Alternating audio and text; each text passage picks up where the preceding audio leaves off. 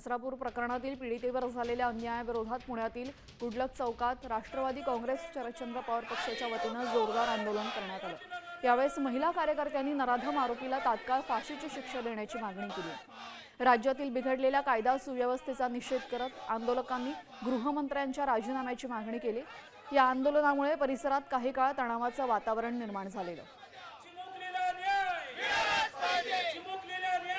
आरोपी जरी अटकेत असला तरी सुद्धा फाशीची मागणी जी आहे ती लवकर पूर्ण व्हावी अशी मागणी।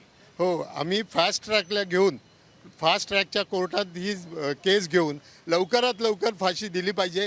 कारण या पुणे शहरामध्ये व्यसनदिनता वाढते आणि त्या व्यसनदिनतेनंच या गोष्टी लहान लहान मुलांवर जे अत्याचार होत आहेत ह्या अत्याचार होऊ नये म्हणून लोकांना त्याची जरब बसवण्यासाठी लवकरात लवकर फास्ट ट्रॅकवर घेऊन फाशी द्यावी ही आमची विनंती आहे। खरं तर हा त्या मुलीच्या नातेवाईकांचा, त्यांच्या निकटवर्तीयांचा आणि महाराष्ट्रातल्या जनतेचा तो भावनिक उद्रेकच होता आणि तो बरोबरच होता।